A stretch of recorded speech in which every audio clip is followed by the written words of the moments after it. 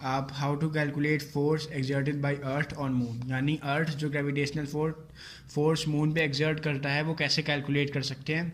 Class 9 physics से बहुत easy question है, बस इसकी कैलकुलेशन डिफ़िकल्ट होती है जिससे बच्चे के मार्क्स कट जाते हैं एग्ज़ाम में बच्चों के। लेकिन चलिए मैं अब आपको कैलकुलेशन करके दिखाऊंगा इस पर। तो ये पहले इंपॉर्टेंट चीज़ें हैं कुछ। मास ऑफ अर्थ ये 6 × 10⁻24 kg, मास ऑफ मून है, एम मतलब मून, ई मतलब अर्थ, 7 आपको पता ही होगा 7.4 × 10⁻22। ये distance between earth and moon 3.84 × 10⁻, ये 5 नहीं 8 होगा, सॉरी ये 8 होगा, ठीक है। ये G universal law of gravitation is equal to 6.7 × 10⁻11। आपने चैप्टर पढ़ा होगा तो आपको पता ही होगा ये क्या होता है, और ये फॉर्मूला है, ये इंपॉर्टेंट है, आपको इसको याद कर लेना चाहिए अगर आपको अपने एग्ज़ाम में अच्छे मार्क्स लाने हैं, क्योंकि ये क्वेश्चन में ऑब्वियसली यूज़ होगा ही। F is equal to G m into m upon d square. तो ये सब हम इस फॉर्मूला में पुट कर देते हैं। ये आज जी का हो गया है 6.7 × 10⁻11। मास ऑफ अर्थ 6, इसमें आप मास इंटरचेंज भी कर सकते हैं, मतलब मास ऑफ मून पहले लिख लीजिए बाद में अर्थ की, या मास ऑफ अर्थ पहले लिख लीजिए बाद में मून की। 7.4 × 10⁻22 ये, और इसके नीचे लिख दीजिए ये डी स्क्वायर 3.84 × 10⁻8, और इसको स्क्वायर करना है, ठीक है। अब देखिए ये इंपॉर्टेंट है कि मेरी कैलकुलेशन को आप ध्यान से देखिएगा, बच्चे इसमें गलती कर देते हैं एग्जाम्स में। तो चलिए अब मैं इसको शुरू करता हूँ कैलकुलेशन करनी, आप ध्यान गौर कीजिएगा। तो सबसे पहले हम 6.7 × 6 × 7.4 ये एक जगह लिख लेंगे, और सारे टेंस को एक जगह लिख लेंगे। और आपको लॉज ऑफ एक्सपोनेंट अगर आपने पढ़े होंगे, ऑब्वियसली पढ़े होंगे, तो अब हम ये इसमें लॉ लगा सकते हैं, 24 + 22 - 11 लिख सकते हैं। और यहाँ पे अपॉन में ये स्क्वायर को हम हटा देंगे, 3.84 × 3.84 × 10⁻16 लिख देंगे।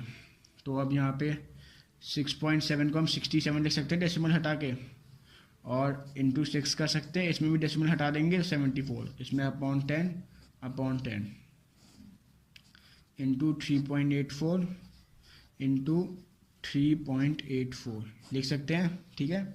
अब 74 के बाद हमने ये जो है 24, अब इसको मैं यहाँ पे सॉल्व कर लेता हूँ। 24, 22, 11, 24 22 को प्लस करेंगे, 2 2 4 4 2 6 46 - 11 615 413 35। और आपने देखा होगा यहाँ पे 16 है, 16 यहाँ पे ऊपर में माइनस में चले जाएगा, यानी 10 35 - 16, 35 - 16 होता है 5 - 6 9, यहाँ से एक कट गया तो ये हो गया 2 - 1 1 19, 10⁻19 हो जाएगा यहाँ पे। तो हम इसको ऐसे लिख सकते हैं, आप 67 × 6 × 74 × 10⁻19 रेज टू द पावर 84 है, डेसिमल हटा देंगे इन दोनों का भी, तो यहाँ पे आ जाएगा 1000 आ गया यहाँ पे ये 10⁻4 या फिर 10000। और यहाँ पे ये जो हमारा है 10 × 10 × 384, अब 384 बचा है, तो हमारी कैलकुलेशन सिंपल हो गई है।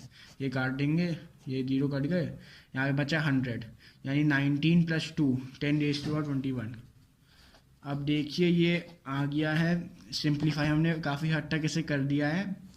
अब इसके आगे बहुत इजी हो गया है हमारे लिए करना।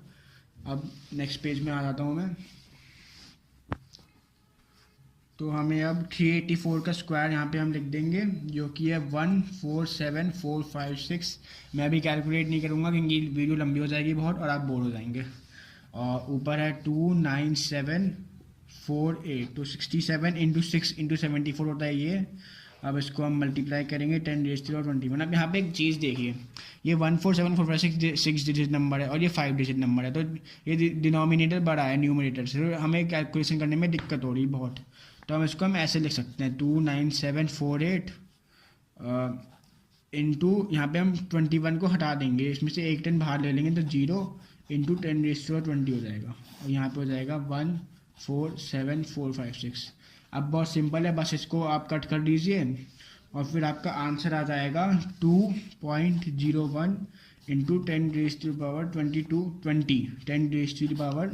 10⁻20 और न्यूटन लगाना मत भूलिएगा वरना आपके मार्क्स कट हो जाएंगे थोड़े से। तो ये आ गया हमारा आंसर तो मेरे को पता है बुक में आंसर 2.02 इंटू 10⁻22 न्यूटन लिखा है, लेकिन देखिए इसमें बहुत सारे आंसर हो सकते हैं। अगर आप इसमें जीरो नहीं लगाते और ये डायरेक्टली कर देते डिवाइड तो अलग आंसर आता, तो ये भी सही है। मतलब इसमें कॉमन आंसर है और ये कोई एग्जैक्ट आंसर नहीं है, अप्रॉक्सीमेटली आंसर ही है।